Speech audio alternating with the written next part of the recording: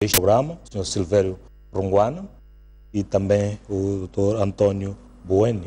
Aguardamos a qualquer momento pela chegada do Dr. Eduardo Namborete, ele que ainda não se fez presente aqui nos nossos estúdios para poder participar deste debate. Oxalá que não seja mais uma ordem de boicote da Renamo aqui ao nosso programa. E vamos exatamente começar com este tema da tomada de posse das Assembleias Provinciais, marcada pelo boicote da Renamo. Os membros das Assembleias Provinciais eleitos pelas listas da Renamo não se fizeram presente à cerimónia de empossamento por ordens supremas do seu partido, alegando não reconhecer os resultados saídos das eleições de 15 de outubro. E por conta disso, os membros deste partido não puderam tomar conta ou parte desta cerimónia. O mesmo poderá acontecer, segundo a própria Renamo, para a Assembleia da República.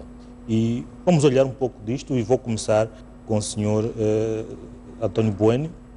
Como olha para esta decisão da Renamo e esta atitude dos membros da Renamo? Bem, muito boa noite, caro telespectador, e aproveitar a ocasião para desejar um feliz ano novo a todos os telespectadores e também feliz ano novo ao Manjate e também ao Rongo. Ao nosso conhecimento, há 2 ou 3 dias atrás, através de um comunicado, salvo erro, do presidente da Renamo, o Sr. Afonso Gliacamo, instruindo os seus militantes que atualmente foram eleitos para os cargos de membros das Assembleias Provinciais a não tomarem posse nesses órgãos. E digo lamentavelmente, porque eu sempre fui atualmente, sempre estive convencido que uma vez um cidadão eleito pelo voto popular para exercer determinado cargo público, que é este caso de membro da Assembleia Provincial, ele a partir desse momento começa a representar, sem prejuízo daquilo que se diz que estará regimentado ao partido político que terá de alguma forma sustentado a sua candidatura, passa a partir do momento em que é eleito, para além, naturalmente, do vínculo partidário que tem com o seu partido, mas passa, acima de tudo, a ter maior responsabilidade com quem o elegeu. E neste caso em concreto, foi o povo moçambicano, tratando-se naturalmente de eleições provinciais, os residentes naquela província que elegeram aqueles deputados, aqueles membros da Assembleia Provincial, porque entenderam que eram aquelas pessoas, as melhores pessoas que poderiam os representar a nível da Assembleia Provincial.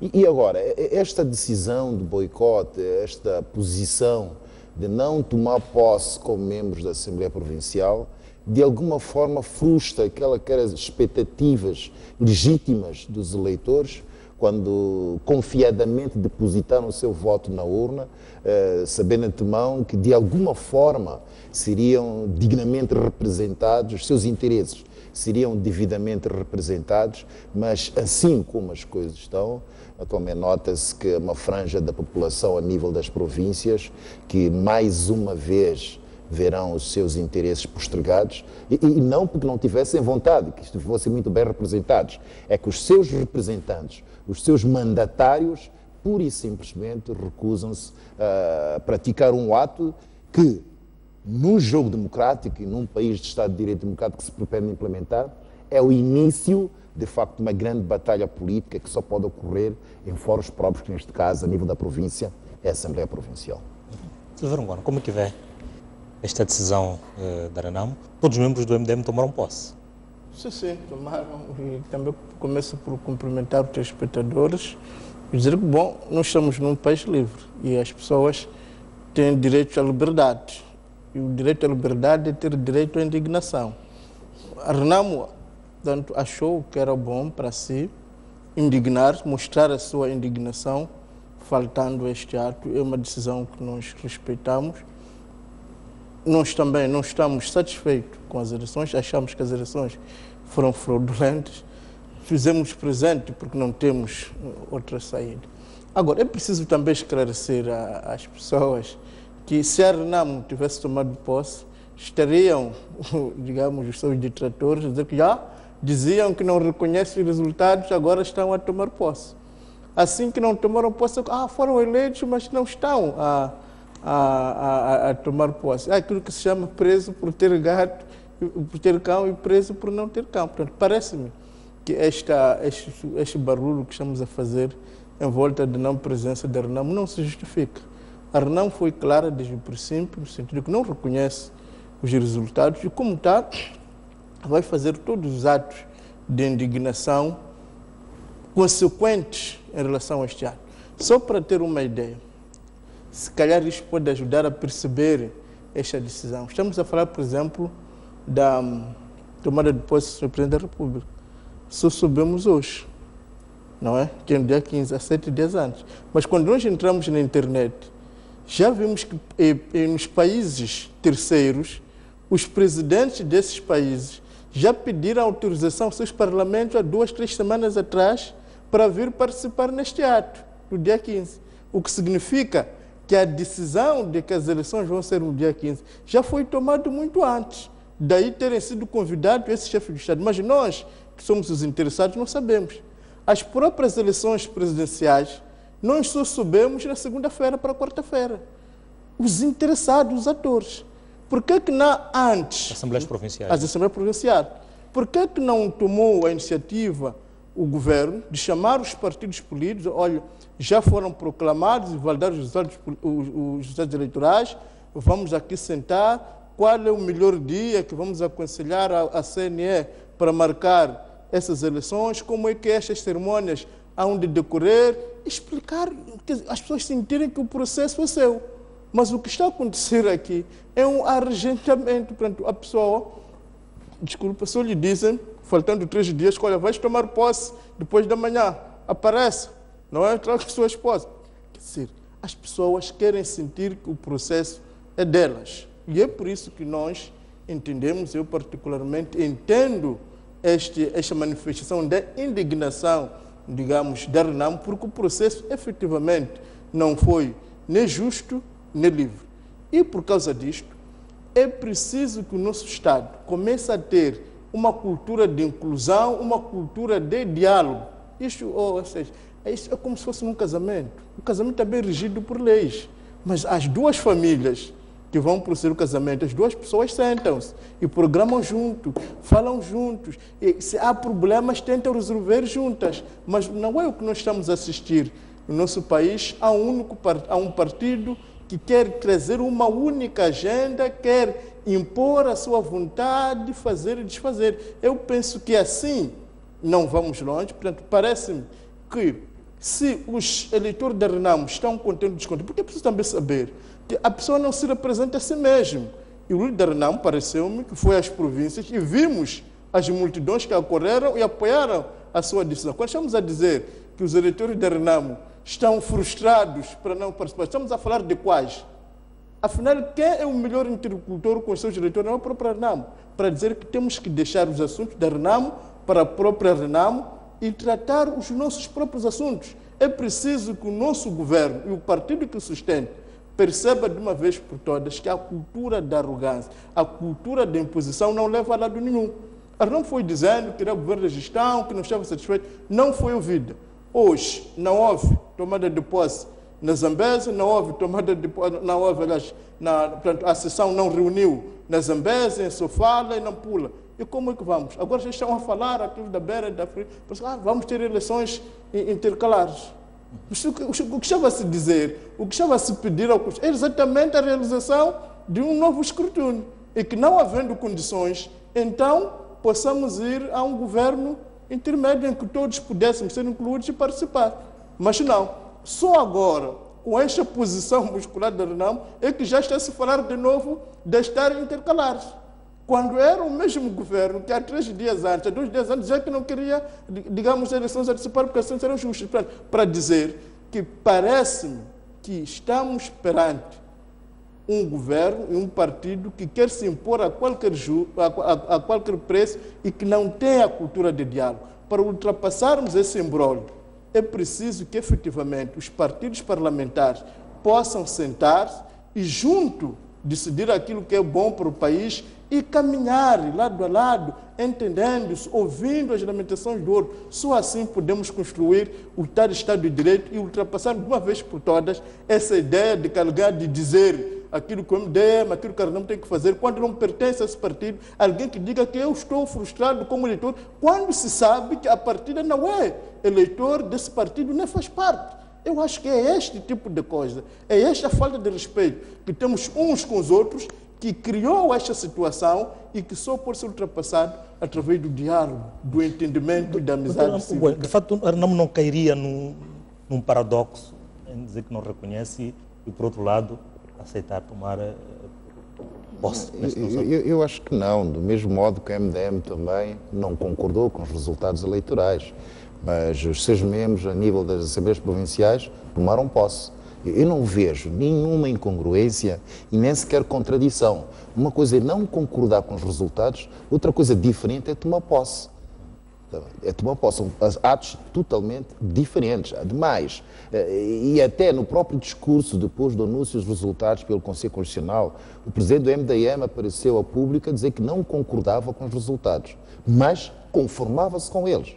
É totalmente diferente. Agora, aqui, apenas também precisa aqui, relativamente ao Ronguano... Respeitaria a lei, porque naturalmente. Tem que submeter ao recurso, não há recurso ao Conselho Constitucional. Não há outra saída que não seja essa. Quer dizer, nós conformamos com aquilo que está estabelecido no quadro jurídico legal e não temos outra saída. Porque se eventualmente o acordo no Conselho Constitucional fosse suscetível de recurso, ainda haveria uma outra chance de recurso. Mas não é possível de recurso.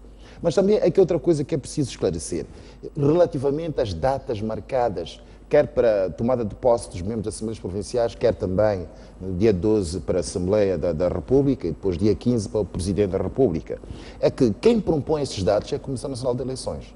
E estão lá membros da Frelimo, da Renamo e do MDM. Agora, eu não vejo qual seria outro fórum em que seria necessário os membros de cada um dos partidos eventualmente discutirem qual a data exata em que se devia eventualmente esses membros eleitos tomarem posse. Estão lá membros indicados pelos partidos e eu acho que houve o necessário debate entre eles e eles, naturalmente, vindo dos partidos, devem ter informado dos partidos de onde previeram de que as datas prováveis para a tomada de posse são A, B, C e D. Quanto a isso, eu acho que não há dúvidas quanto a isso. Agora, relativamente a outra questão também que o Ronguano levantou, que é quanto às eleições intercalares, é que decorre da lei. Mas Gustavo, mesmo antes de corrermos para as eleições intercalares, que implicações temos aqui? Porque antes de chegarmos lá, há outros, penso que ainda há oportunidade para estes membros da Renamo tomarem.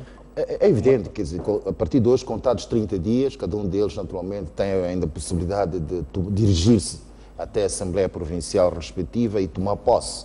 E, quanto a isso, terá eventualmente, será um membro da Assembleia Provincial efetivo, com plenos direitos, com as imunidades e os privilégios que esse cargo oferece e, eventualmente, caso não façam num prazo de 3 dias, haverá naturalmente uma perda de mandato, eles perdem o mandato e será convidado o suplente para ocupar o lugar. E caso, naturalmente, o suplente também se recuse a tomar posse, nesse caso, vai-se averiguar se a Assembleia Municipal Provincial terá 2/3 dos seus membros efetivos em exercício de funções. Se tiver, a Assembleia permanece até o final do mandato, não tendo, aí é que haverá eleições intercalares. O MDM tem algumas posições em algumas províncias em que tem, de fato, um poder de influenciar, no caso de Manica e Nampula. Nampula tomou posse membro do MDM, mas não participou da sessão. E tendo em conta que o regimento da Assembleia Provincial defende que só há quórum quando estão presentes metade mais um dos membros da Assembleia. E a Nampula, precisamente a Frelimo e a Renamo, cada um tem metade. O MDM é que vem a desequilibrar. E o membro do MDM não participou. Mas é esta falta de consciência. Mas em Nampula, por exemplo, houve uma atitude diferente. Onde também, Manica, aliás. Manica é diferente, porque o membro não há um empate técnico. Sim, não é empate, mas o empate é com o membro do MDM. Sim. Enquanto que Nampula, efetivamente... Há um empate. Sim, mas o elemento do membro do MDM é Manica, até certo ponto desequilibra, porque sem o membro do MDM... Não, fica 50. Sim, mas precisa 50 mais um. Como? Fica 50 mais um. Sim, mas é diferente Mas queria perceber se esta foi uma decisão do partido ou foi uma decisão pessoal do membro do MDM? Não, aqui não há decisões pessoais do partido, porque a pessoa pertence ao partido e antes de tomar qualquer decisão tem que entrar em concertação, porque o que o MDM defende é exatamente que dentro do partido tem que existir esta concertação, esta tomada de decisão em comum, porque afinal de contas nós não vivemos sozinhos, vivemos em comunidade. E é esta falta de concertação com os outros atores que falta o partido no poder. Eu estou a dar o exemplo que nós, os moçambicanos, o presidente que vai ser empossado não vai governar estrangeiros, vai governar a nós. E se existe pessoas interessadas em saber, éramos nós, mas não estamos a saber praticamente a boca da tomada de posse, faltando 8 dias apenas. Ao contrário, é só entrar na internet de vários países da lusofonia, há de ver que esses países, já há 2, 3 semanas, os seus presidentes pediram a autorização dos seus parlamentos para vir participar na tomada de posse no dia 15.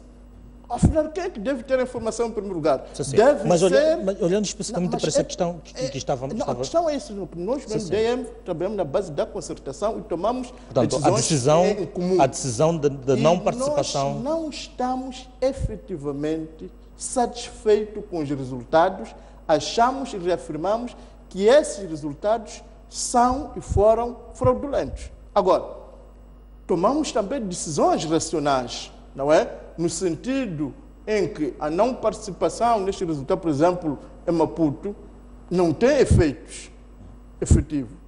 Porque o Partido Frelimo tem uma maioria às cerimônias, mas onde sabemos que existe uma implicação concreta, nós tomamos a decisão de acordo com o caso, porque também nós estamos interessados em mostrar que estamos indignados e não estamos satisfeitos com estes resultados que foram fabricados. Este é o primeiro aspecto. O segundo aspecto é que um dos atores, que neste momento é o governo preferido, tem de ter a cultura de diálogo, de quando há um acontecimento relevante para o país, sentar com os outros. Porque, afinal de contas, o que é que, por exemplo, pode... Muita gente diz, mas a Renamo não está a participar. Mas nós sabemos que a maior parte das decisões importantes foram tomadas nos últimos meses não foi na Assembleia da República, foi na João Quixano, que é o próprio governo que está a pactuar com isso. Parece-me que aqui há uma necessidade da mudança de atitude por parte do nosso governo, no sentido de saber que já não estamos no tempo do partido único, no sentido de saber que estamos num momento de transparência. Aliás, hoje mesmo, algum órgão de comunicação social noticiou que o próprio, portanto, o Ordem de Advogados, portanto, postou no seu Facebook que o Conselho Constitucional não teve em conta, estamos a falar do bastonário da Ordem dos Advogados, que disse o Conselho Constitucional não teve em conta as irregularidades. Portanto, há provas e há instituições como a Ordem dos Advogados, que é isenta, não tem nada a ver com os forças políticos, que vem dizer que efetivamente houve irregularidade e o Conselho Constitucional não teve em conta isto. Então é preciso que isto realmente seja reposto e é importante que os partidos políticos mostrem a sua indignação, é preciso que os partidos políticos adotem as estratégias que estão ao seu alcance para mostrar que não estão satisfeitos, para lutar para que a verdade seja posta. E já estão a aparecer, digamos, alguns resultados. Porque o que nós vemos é que o Partido Frelimo, que está no poder neste momento, já vem falar das eleições intercalares. Quando, digamos, há 3, 4 dias, dizia que não há espaço, porque as eleições tinham sido justas, mas já está a falar agora das eleições intercalares. Ora, estava a dizer que perdendo, portanto, que se não tomam posse, vão perder os seus mandatos, como se fosse o partido que perde o mandato e não o deputado em causa ou o membro da Assembleia em causa, sem ter em conta que ainda existem outros, mesmo partido, que poderão tomar. Há muita manobra, quando o que se devia era dizer, olha, efetivamente há um problema. os partidos políticos não estão satisfeitos com estes resultados e, no mesmo sentido, que os eleitores desses partidos não estão satisfeitos. Como é que nós, como moçambicanos, podemos ultrapassar este embrólio?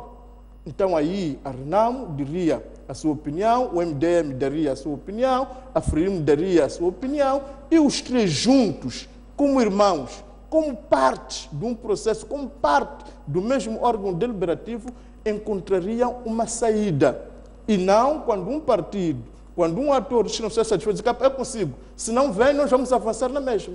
E hoje estamos a ver que já esse avanço não está a ser possível. Isso é consequência da falta de diálogo. Na sua opinião, acha que é execuível essa ideia, essa colocação do Ronguano? Não, primeiro, aqui um aspecto que o Ronguano mencionou, com o qual eu não concordo. Não concordo porque se o facto dos membros da Renamo, eleitos da Renamo, não terem tomado posse, é uma forma de manifestarem o seu desagrado relativamente aos resultados eleitorais e, consequentemente, também o seu eleitorado está naturalmente desagradado e desconfortado com estes resultados. E mostrou pela aderência aos comícios de Ilhacama pós-eleitorais. Também, mas é que esse princípio também deve-se aplicar relativamente ao MDM. Porque se eventualmente é que não faz sentido que apareçam os dirigentes do MDM a dizerem que não concordam com as eleições, mas todavia tomam posse como membros da Assembleia Provincial, então parece que estão também a não respeitar aquilo que era a vontade dos seus eleitores, do seu eleitorado, e que não concorreu ou não concorda com os resultados eleitorais. Então aqui uma contradição. Então, significa que toma posse é porque concorda com os resultados, ou aceita os resultados, e o seu eleitorado que não concorda fica desrespeitado desta forma. E a liberdade é que qualquer indivíduo, qualquer grupo... Então, por isso, mas é preciso repor isto. É que qualquer grupo tem direito de manifestar a sua discordância ou concordância da maneira que achar conveniente para si. O que nós estamos a dizer é que não pode ser o outro, porque o grande problema do nosso concorrente, que é a Frelimo, é que ele quer impor como o outro deve agir. Não. Estamos a dizer, nós MDM, não estamos satisfeitos, não participamos. Não há imposição nenhuma. Não está satisfeita, não participou. Tem que se respeitar, há o direito à indignação. Não, é que ninguém obrigou, ademais, ninguém obrigou ninguém a tomar posse. Ninguém foi obrigado. Que fique claro. É muito bem disso no início. Quer dizer, há esta liberdade das pessoas praticarem os atos que melhor entenderem. E os membros da Renamo decidiram de livre, não sei se terá sido, mas pronto, entendemos nós, terá sido de livre, espontânea vontade. Decidiram não tomar posse. Que seja. Ninguém os vai coagir a tomar posse. Mas a lei está lá clara. A lei estabelece um prazo de 30 dias para tomarem posse. Caso não tomem posse, são convidados os suplentes para tomarem posse. E ainda faltam 29 dias. Então não há problemas nenhuns. Não ficamos alarmados com mais nada. Mas agora é preciso vermos quais são as consequências que podem advir se, porventura, esses membros já eleitos não tomarem posse no prazo de 30 dias. Neste caso, a lei é clara. Eles perdem o mandato. Perdem o mandato, são convidados os suplentes. E se os suplentes também não forem tomar posse, também, eventualmente, perdem o mandato. E se chegar a uma situação em que não é possível reunir 2/3 dos membros da Assembleia Provincial, por lei, não é vontade de nenhum partido político, por lei é obrigatória a convocação de eleições intercalares, só para aquelas Assembleias Provinciais em que não é possível garantir 2/3 de membros dos seus membros, apenas. Nas Assembleias onde seja possível garantir de mais de 2/3, funcionam normalmente. E, olhando, não respondeu a essa questão que coloquei anteriormente, se de fato esta seria a via para evitar este tipo de situações. Bom, eu sempre digo que... Dialogar com os três atores, principais atores políticos. Para se marcar a data da tomada de posse? Não para a tomada de posse, mas no sentido de haver consensos e evitar essas situações. Mas esses consensos onde é que podem ser obtidos? Em fóruns próprios. Neste caso seria na Assembleia Provincial, relativamente aos problemas que ocorressem a nível de cada província. E sendo atualmente um problema nacional, é na Assembleia da República. E agora, se há um partido político que se aparta de participar ativamente nestes fóruns, agora, qual será o fórum adequado para discutir esses assuntos? Diga? A Conferência de Líderes, o diálogo interpartidário. Porque, afinal de contas, os membros da Assembleia Provinciais, os membros da Assembleia da República, provêm dos seus partidos. E existe líder. E a gente tem visto em outros países, como em Portugal, que há uma conferência constante, quase mensal, que é a conferência de líderes desses partidos. Há diálogo interpartidário. Aliás, aqui em Moçambique está a haver um diálogo interpartidário na João Quixano, mas essa foi imposta pela guerra. Por que nós não podemos ter essa ideia de diálogo interpartidário? Está a falar da antiga legislatura ou da nova legislatura? Não, estou a falar do nosso país. Exato, da nova legislatura, não é? Seja na No sentido, a ideia é viabilizar esta legislatura, iniciar a legislatura sem... Tem que ter um ponto de partida, tem que haver um ponto de partida. E o ponto de partida é nós temos as nossas instituições democráticas já estabilizadas. Mas é que temos algumas que já funcionam. Temos, por exemplo, a Conferência de Líderes. Houve algum momento que os 3 eleitos, por exemplo, há um embrólio, não é? Por que o próprio governo disse, vou convocar os outros 2 perdedores? Senta aqui, vamos lá discutir isto. Por que não pode-se convocar um diálogo entre partidos? Porque são os partidos, são as lideranças dos partidos, são os fóruns partidários que depois orientam os seus membros nesses fóruns todos. Mas há uma tendência de ignorar a existência dos partidos, de ignorar a existência dos líderes. Só para ver, por exemplo, no diálogo partidário que está a ver neste momento do Quixano, o MDM não está lá. E nós não conhecemos, sem que tenha sido coagido, nenhuma reunião entre os principais líderes do nosso país. Para que isso aconteça, tem que haver armas, tem que haver guerras. Não, nós temos que ter uma nova cultura, uma cultura de diálogo, uma cultura de percebermos que não vale a pena correr, porque correr não é chegar. Eu até digo mais, se calhar os ministros que foram a essas províncias e não cumpriram seus objetivos, até deviam devolver o dinheiro, porque já se sabia de antemão que não haveria ali nenhuma tomada de posse, não haveria ali nenhuma cerimônia séria. Mesmo assim, houve gastos do Estado para irem para lá. Para quê? Se já se sabe. Mas se um simples diálogo político, um simples sentar à mesa a 3, por exemplo, estamos a falar de Nampula, houve um contacto anterior ao MDM, olha, em Nampula há um empate técnico. Como é que vamos sair deste? É ali mesmo, na tomada de posse, que vai se discutir se este candidato do MDM apoia a Renamo ou apoia a Frelimo, é ali. Esta conversa não devia ter acontecido antes. Come on, vamos lá ser sérios, vamos nos amar, vamos nos respeitar, vamos ser pessoas inteligentes. E não fala muito bem de diálogo, mas nós cá entre nós dois não há diálogo. Eu falo e não me ouve. Como é que vai haver diálogo? É possível. Então, haver diálogo tem que haver respeito também da opinião dos outros. Primeiro, deixa as pessoas explanarem as suas ideias perfeitamente. Próxima semana nós temos a Assembleia da República, na segunda-feira. Temos a tomada de posse da Assembleia da República. Uma vez mais, a Renamo diz que não vai estar. E, diferentemente das Assembleias Provinciais, em que tem algumas províncias até com alguma expressão, aqui, o que é que poderá acontecer? O que é que vai acontecer? Bem, vai ser diferente, eventualmente vai acontecer em algumas províncias, algumas assembleias provinciais, porque a nível da Assembleia da República, o Partido Frelimo tem a maioria dos deputados, que significa que vai ter quórum suficiente para poder deliberar. O único sinal é que nunca poderá alterar a Constituição nos próximos 5 anos. É a única, eventualmente, situação que pode ocorrer, a menos que tenha participação dos deputados do MDM. Nessa altura já pode ter a maioria absoluta e poderá fazer quaisquer alterações, inclusive à Constituição, sem participação da Renamo. Agora, naturalmente, sendo a nível da Assembleia da República, aí a responsabilidade é maior, porque são assuntos que vão, naturalmente, mexer com aquilo que vai ser a governação do país nos próximos 5 anos. Não esqueçamos, logo depois da sessão de tomada de posse dos membros da eleição do presidente e dos vice-presidentes, é uma grande oportunidade que a Renamo tem de eventualmente poder indicar alguns dos seus membros para os vice-presidentes ou para algumas comissões de trabalho que eventualmente forem criadas e não estando presente vai perder esta grande oportunidade.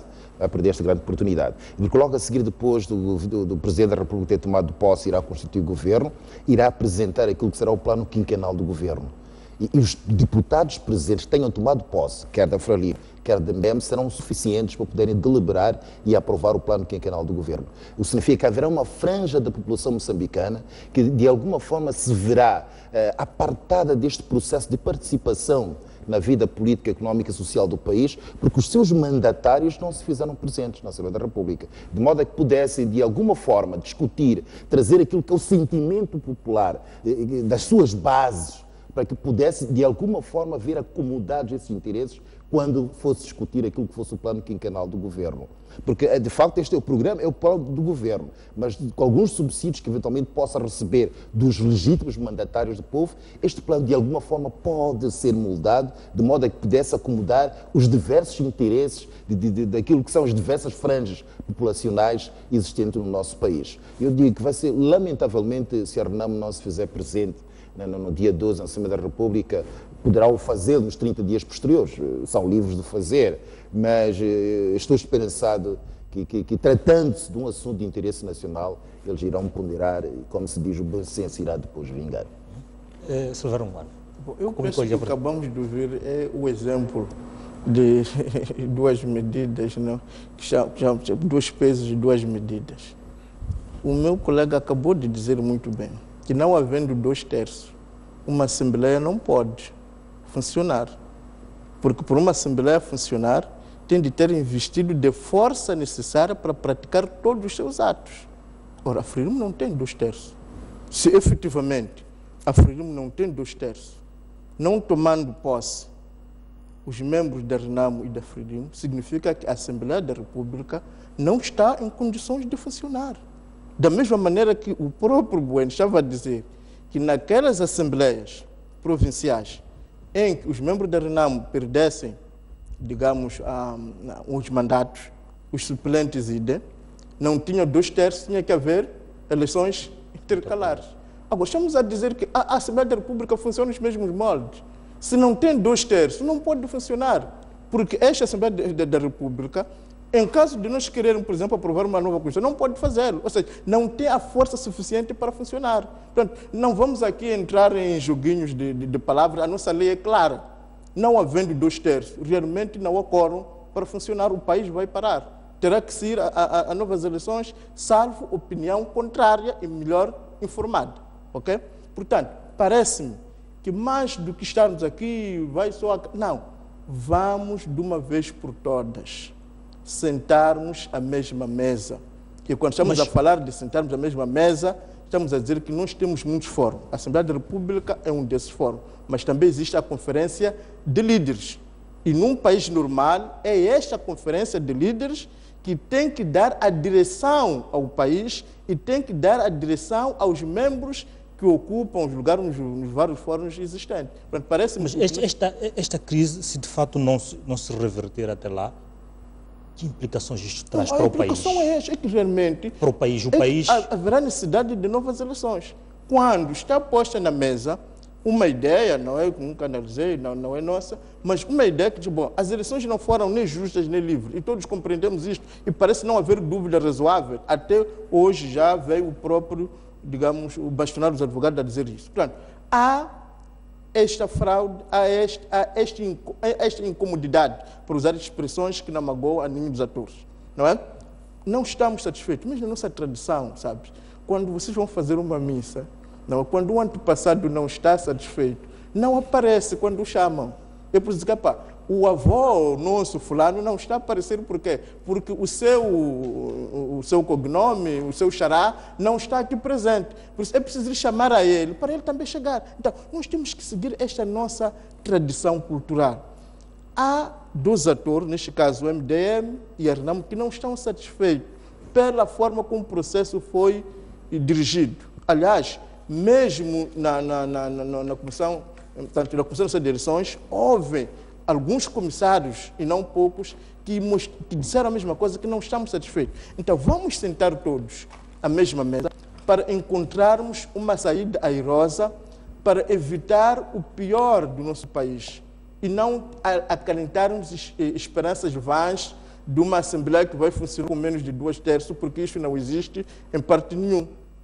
E nem seria benéfico para nós. Portanto, a única saída é aquilo que o presidente David Simão costuma dizer, que é o diálogo, a esperança, a utopia, o acreditar um no outro. Fazermos sempre este exame, que vamos lá sentar.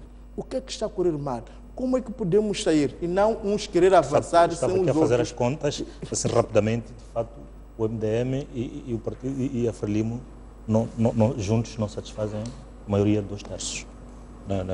Também, Assembleia. eu desconheço esse dispositivo legal relativamente à Assembleia da República. Quanto às Assembleias Municipais, a lei é clara, estabelece 2/3. Relativamente à Assembleia da República não estabelece. O importante é que estejam presentes mais de metade dos deputados. Sim. Não, mais de metade dos deputados é para deliberar validamente. Mas sim. por seu funcionamento, tem de ter um número de deputados que lhe permita agir, deliberar em tudo aquilo que diz respeito. Ou seja, Aquilo que são as uma suas das funções, sim, atribuídas exatamente, à porque Assembleia você da não pode República. ter uma Assembleia que é incapaz de tomar decisões sobre certas matérias. Isto não é uma Assembleia que funcione. Portanto, é preciso que haja no mínimo 2/3 para termos uma Assembleia que possa funcionar validamente, salvo, como digo, uma interpretação contra, tanto mais que a própria lei das Assembleias Provinciais é vazada, digamos, da Assembleia da República. Portanto, aqui não parece haver dúvida razoável. Agora, o que podemos fazer é perdermos tempo com estas coisas todas, quando sabemos todos aquilo que deve ser feito, que é sentar, conversarmos, encontrarmos um consenso e avançarmos como irmãos para frente. Bem, vamos passar neste momento para o segundo tema, análise neste programa, que tem a ver com a detenção e soltura de Antônio Muxanga, algo que aconteceu no dia de ontem. Ia começar com o Dr. Bueno. Esta detenção é legal ou fazia sentido? Bem, mesmo desconhecendo os contornos que teriam dado causa a tal detenção e por aquilo que foi possível... A acusação é incitação à violência e promoção de uma marcha ilegal. Bom, é que normalmente a administração pública deve reger os seus atos com base na lei, aquilo que se diz que é o princípio da legalidade, que justifica a atuação dos órgãos da administração pública.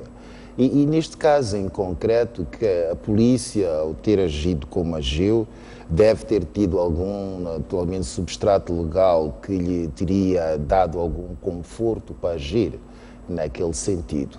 Mas, mesmo dizendo, não tendo acesso àquilo que é o processo, mas por aquilo que foi possível perceber a nível da imprensa, a detenção do Sr.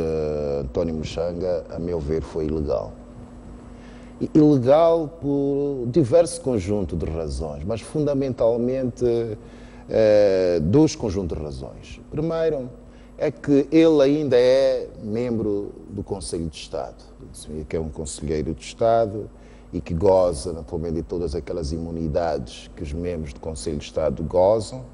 E até pode-se tentar pensar que, eventualmente, o fato de lhe ter sido retirada a imunidade quando da detenção ocorrida no ano passado, teria sido com base nessa autorização do Conselho Constitucional que teriam depois também ordenado a detenção dele ontem. Conselho de Estado.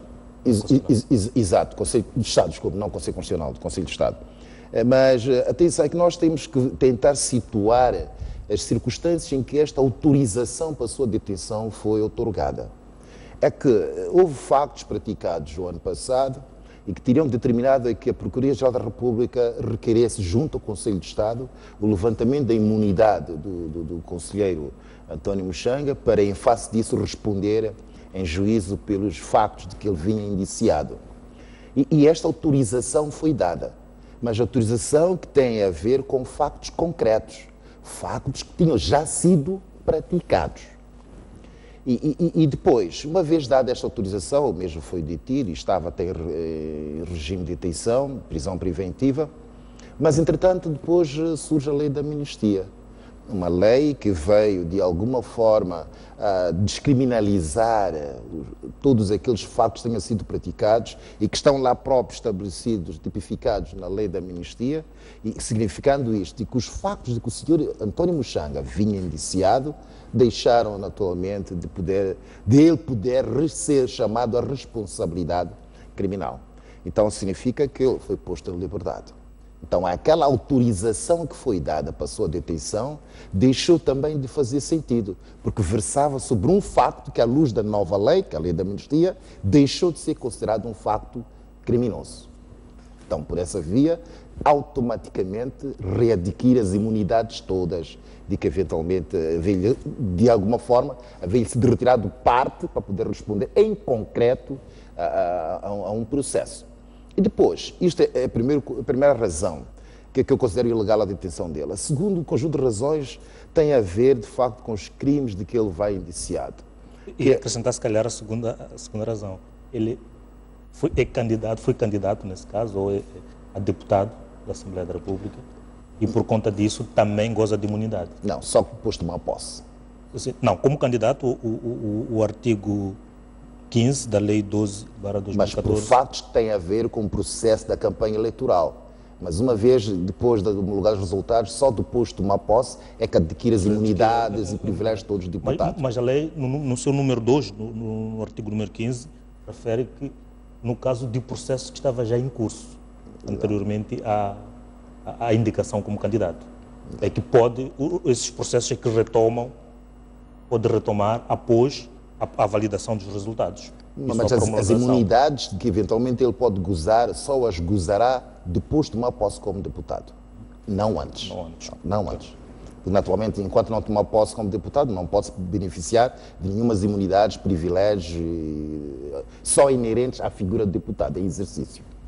E depois, o segundo conjunto de razões tem a ver com o facto de este crime de incitação à violência, que considero eu instigação, naturalmente tem a sua diversa graduação. Quer dizer, instigação tem a ver também com o tipo legal de crime que eventualmente esta instigação tem em vista atingir. E a moldura penal a atribuir a este crime de instigação tem muito a ver com um crime que efetivamente terá sido praticado.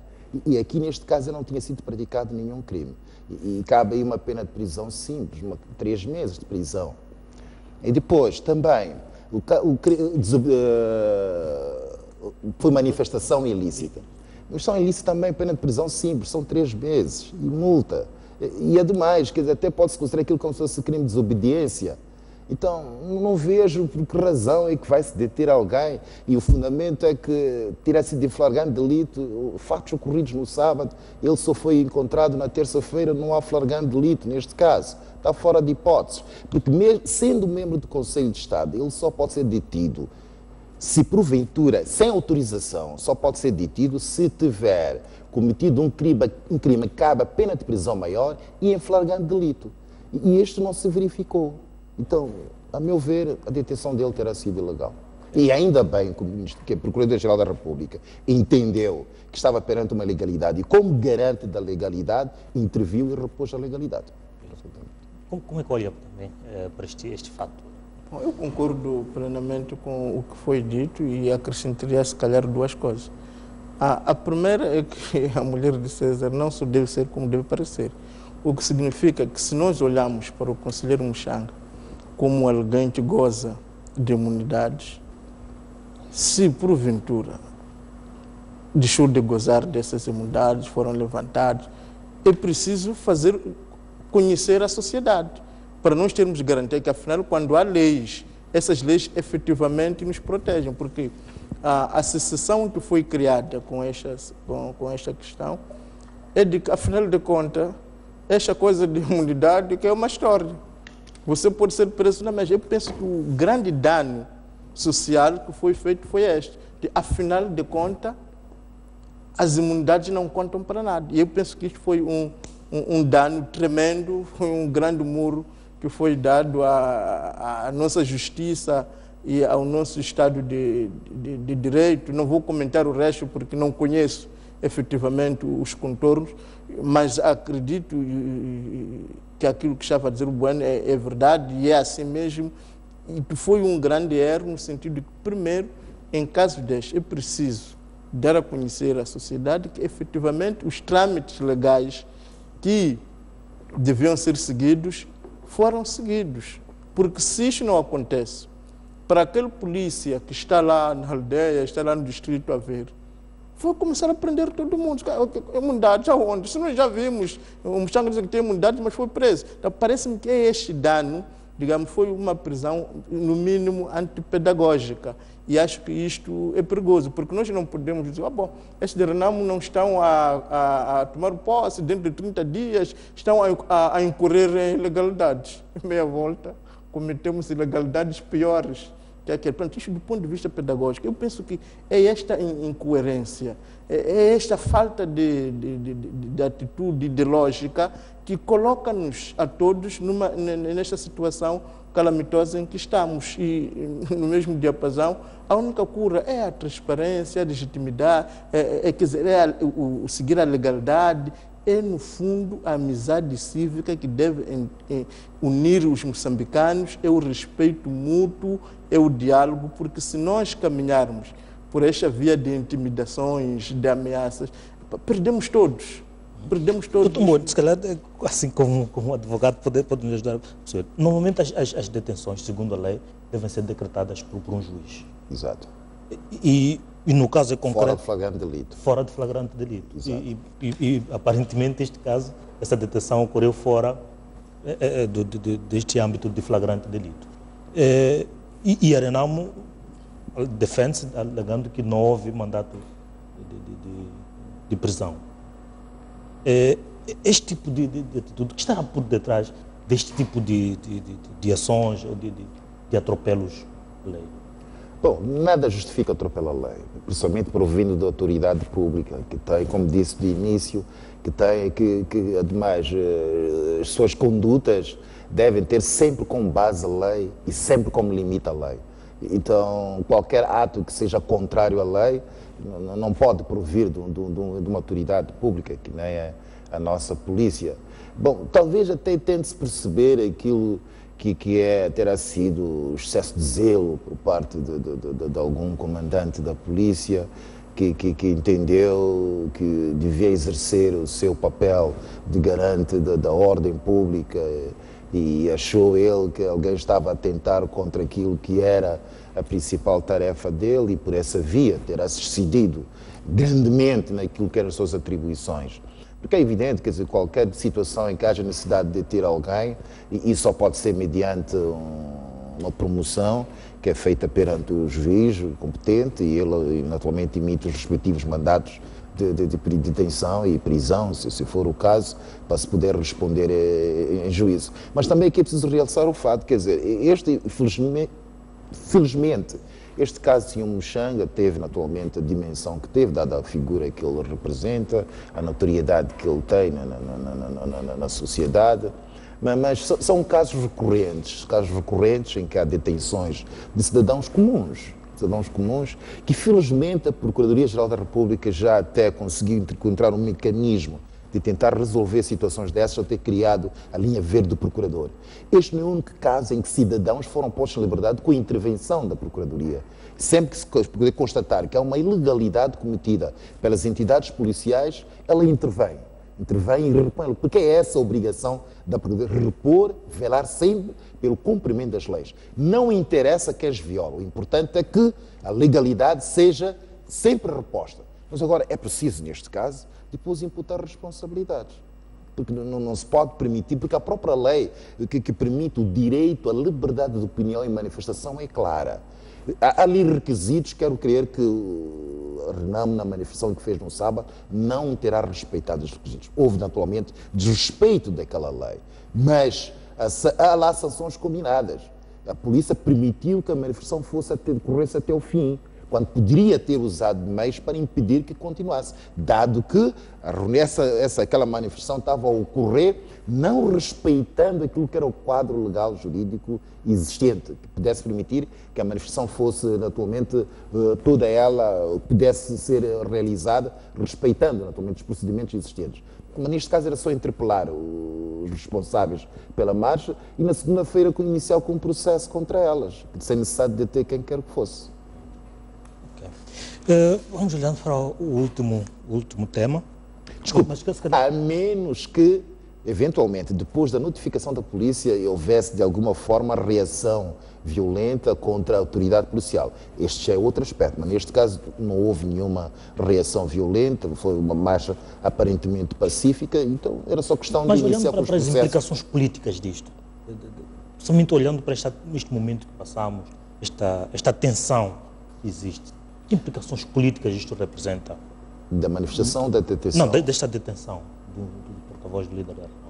Não, de início, até no período da manhã, até meio do dia, de facto, notava-se que havia um ambiente um bocado tenso, mas com a sua soltura, por intervenção do Ministério Público, eu acho que as pessoas, pelo menos, ficam mais confiantes, pelo menos, num determinado órgão de justiça. Quer dizer, afinal de contas, as pessoas, de certa forma, sendo injustiçadas, ainda há uma amnésia de esperança que pode, naturalmente, pôr as pessoas no sentido de que sempre que eu vir os meus direitos violados, há sempre entidades que podem falar por esses direitos. E eu acho que... Aqui a responsabilidade incorrem as pessoas que tomaram esta medida? As pessoas que tomaram esta medida, que é ilegal, há alguma penalização? Há abuso de autoridade. Abuso de autoridade é passível de procedimento criminal sem prejuízo de procedimento disciplinar. Pronto, há lugar para uma... Há lugar. Quem intenta essa ação? A própria António Muxanga ou a Procuradoria? Aqui há responsabilidades naturalmente separadas. O Sr. Muxanga, pelo fato de ter liderado uma manifestação ilegal, não respeitada a lei, isto também é passível de procedimento criminal, relativamente a esse facto. Mas também temos do outro lado a polícia, o fato de ter ordenado uma detenção ilegal, que também é possível naturalmente procedimento criminal contra quem tenha autorizado e disciplinado. Não sei se quer comentar eu quero acrescentar que, para além deste lado que está a ser dito, eu estava a olhar mais no aspecto humano, porque quando se diz de alguém que foi preso, os danos morais e sociais para si e para a família são terríveis. Então, se calhar, há lugar para ser ressarcido. Não é? Portanto, nós não podemos só ver o lado de quem o prendeu, que tem que sofrer sanções, mas também temos que olhar esta vítima, este inocente, com os danos morais que, como pessoa, e os danos morais que a sua família passou, parece-me que também há lugar para que este indivíduo seja ressarcido. Agora, há esta questão também da oportunidade. Estamos num momento de uma tensão política e parece que há alguém que vai arranjar... Nós também temos que pensar no sentido de proteger o nosso Estado, porque... se ficamos desatentos, há pessoas individuais que não pertencem a nenhum partido, mas que vão tomando atitudes para nos pôr em conflitos uns com os outros. E acredito que uma detenção desta natureza, num momento desta, também tem que se começar a pensar se não haverá aqui uma tal mão externa a querer nos pôr em conflito uns aos outros. Significa que nós precisamos de... Portanto, parece-me que teria sido importante, acredito que se calhar aconteceu, que o próprio Presidente da República, enquanto conselheiro, não é? Lhe dirige uma palavra de conforto, uma palavra à nação, para nos dar esta certeza, esta garantia de que, afinal de contas, estamos num Estado de Direito. O tal procurador que ele está a referir, se quer uma nota de imprensa, porque isto tudo pareceu como o Ministério foi preso e foi solto. Mas não houve esta comunicação ao país. Parece-me que também é importante aprendermos a comunicarmos, aprendermos a nos tranquilizarmos uns aos outros e, sobretudo, a tirar hipóteses àqueles que querem nos pôr em conflitos uns contra os outros. Não, desculpa, o fato de ter falado de excesso de zelo da polícia, até pode-se perceber, quer dizer, nós, como diz João Guarda, estamos num momento muito conturbado, quer dizer, num momento em que nós temos de ser o mais calmo possível, para tentarmos, o mais ponderados também, para tentarmos ver se conseguimos atravessar esta fase sem muito danos colaterais. Mas do mesmo modo que terá havido excesso de zelo por parte da polícia, mas também deve haver muita contenção por parte do Sr. António Muxanga. Quer dizer, ele também tem que começar a ter algum cuidado no seu verbo, no modo como ele naturalmente se comunica com a sociedade, porque não tem tido um discurso também de reconciliação, ele tem um discurso mais incendiário e isto naturalmente põe os nervos à flor da pele de toda a gente. E não se recomenda. Se calhar a pressão da sua advogada, Alice Mabota, ontem... Exato, tem que haver muita contenção também no discurso, muita contenção. Vamos para o terceiro e último tema deste debate, que de facto é um assunto que tem estado a preocupar, que é a questão de afogamentos, pessoas que têm estado a perder a vida aqui na capital do país. Queria ver a vossa opinião acerca deste assunto e o que é que se pode fazer, o que é que devemos fazer como sociedade para evitar que pessoas continuem a perder a vida. ali na praia? Eu penso que isso é apenas a ponte do iceberg dos abusos que acontecem nos municípios, porque aqui já estamos na responsabilidade municipal, não é? Portanto, estamos a falar de afogamentos, mas a quantidade de pessoas também que neste momento está mal com a água dentro das suas casas e os municípios estão completamente inativos. E parece-me que fica aqui um alerta para que a comunicação social, mas também os nossos poderes, dê mais importância ao que se passa nos municípios. Porque se fosse a primeira vez, a gente compreendia. Trata-se da segunda vez, não é?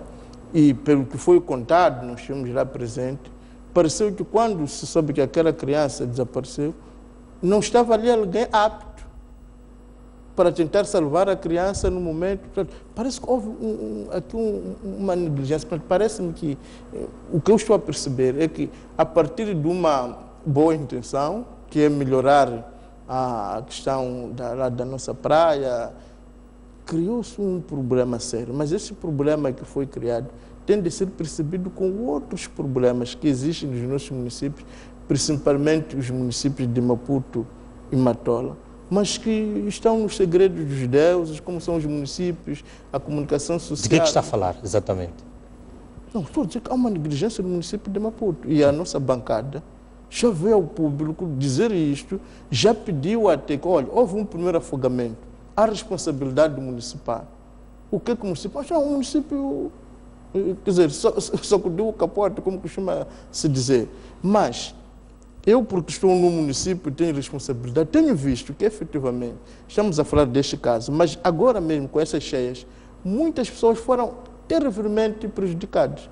E o município completamente passivo, inativo. Parece-me que precisamos de dar maior atenção àquilo que se passa nos nossos municípios e à forma como os nossos municípios estão a ser geridos. Para dar exemplo, o município de Maputo, cuja diferença entre o município de Matola da oposição, no MDM, é pequena. Mas há de ver que no município de Maputo, por exemplo, não existe nenhum do MDM que tenha responsável como presidente de uma comissão. Mas quando a lei é clara, diz seguir o princípio da proporcionalidade. Mas ali não se seguiu nenhum princípio da proporcionalidade. Na Zambésia, nos municípios, a diferença é de um membro. Mas nesses municípios todos também não há nenhum membro do MDM que tenha, por exemplo, representante de uma comissão. Ou seja, há autênticos atropelos a leis nos municípios.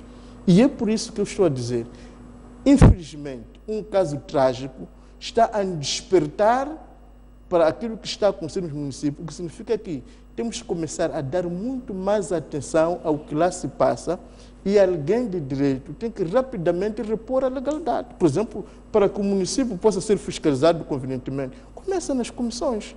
Mas toda a oposição, de uma forma ilegal, foi posta de fora sem explicação. Há pessoas que afogaram, perde-se a responsabilidade do o município sacou do pacote sem explicação. É obrigado a pôr lá pessoas para olhar a praia, mas quando alguém está afogado, não há ninguém. Isso é inaceitável. Eu penso que o nosso povo e as nossas populações, os municípios de Maputo e Matola, não merecem esse tipo de situação. Portanto, há que dar maior atenção ao que está a acontecer, porque está-se a cometer verdadeiros crimes nos municípios. Sim, bueno, como é que olha? Bem, primeiro uma questão interessante, como aqui apresentou, tem a ver com as comissões nas assembleias municipais, onde a Frelimo está a gerir, tem naturalmente maioria na Assembleia Municipal, em que não há nenhum membro da oposição nas diversas comissões. Não, justiça feita a Matola. Diga. Não é? Justiça feita a Matola. Mas estamos a falar de Maputo e estamos a falar do município de Zambésia. Na Matola não temos esse problema. Município de Zambésia? Os municípios de Zambésia, onde a Frelimo, não. Em Quilimane nós estamos a governar. Estamos a falar dos outros municípios. Não, o que eu queria saber é o seguinte, é que nos municípios onde a MDM... Onde a Frelimo está a governar... Mesmo a oposição faz parte das comissões? Exatamente. Também não sei se eu agora, o que está a acontecer é que aqui em Maputo, não, já o percebi, essa dúvida agora. Só tem no Conselho de Mesa o Venâncio. E não tem nenhum chefe da comissão. Que vem da mas comissão. Isso é um problema quando a lei... Não, isso está a acontecer também no município de Zambésia, tirando o Quilimane, em que a diferença, estamos a falar de Mucuba, em que a diferença entre a Frelimo e o MDM é de um deputado, em que os membros do MDM não têm nem um presidente de uma comissão. Mas isto é apenas a demonstração de que nos municípios, porque não se dá muita importância. Na Beira também. Estão a acontecer. Na Beira também? Não, eu estou a dizer que há que dar atenção aos municípios. Vamos, se calhar, ao assunto. Okay. Esse, se calhar, é um outro tema de debate nas próximas ocasiões. Sim. Eu acho que é preciso tomar uma atitude firme e até começo a pensar uma decisão radical, que seria no sentido de interditar a praia. Porque uma morte é uma morte.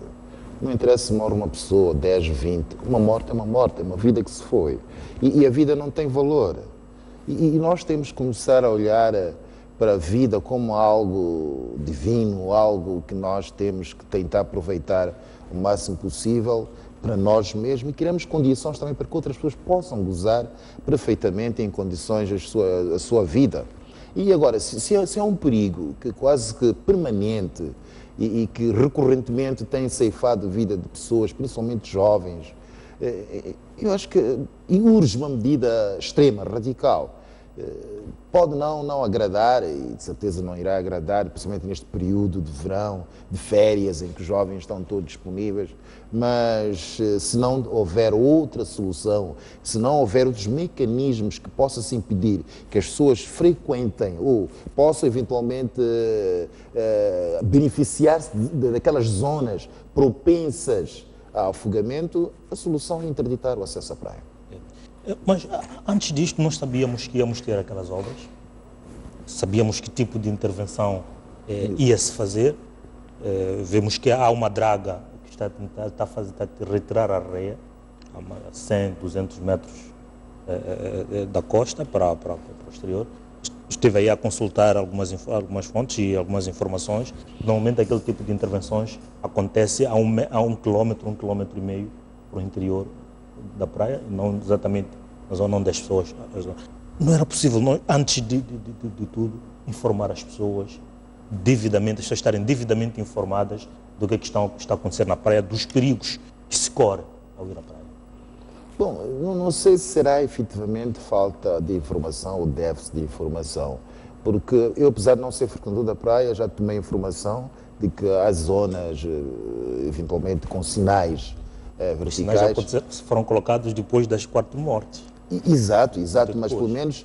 Se fosse previamente... Ok, mas previamente nessa altura provavelmente pode ter prevermos situações desta natureza e evitarmos, de preservar a própria vida das pessoas. Estamos no verão, estamos no período de férias e antepadamente informamos as pessoas. Exato, ademais, todos os perigos que eventualmente possam pôr em causa a integridade física das pessoas ou a própria vida decorrente de obras ou até de efeitos naturais. Quer dizer, o município tem essa habilidade especial de tentar, de alguma forma, medidas que possam minimizar o risco do cidadão, do munícipe, relativamente àquele fator estranho à sua vida normal das pessoas. E neste caso em concreto, o fato de decorrer obras na orla marítima, principalmente na zona da praia, e estar a haver ali movimento de terras, e que obrigatoriamente é que quando a maré eventualmente esteja cheia, as pessoas já não tenham possibilidade de ver até onde é que podem ter pé, porque eventualmente podem ter aparentemente pé num ponto e depois, porque numa zona foi retirada areia, deixam de perder pé. Então, mas também tal interdição, que seria uma decisão radical, só no caso extremo podia ser tomada, mas devia-se melhorar as medidas de segurança dos utentes da zona da praia. Significa que deve haver um maior investimento em meios humanos, meios circulantes, que possam permitir uma fiscalização permanente naquela zona da praia. Já que não sendo possível interditar a praia, mas deve-se criar mecanismos de controle para que as pessoas não tenham acesso fácil à zona da praia.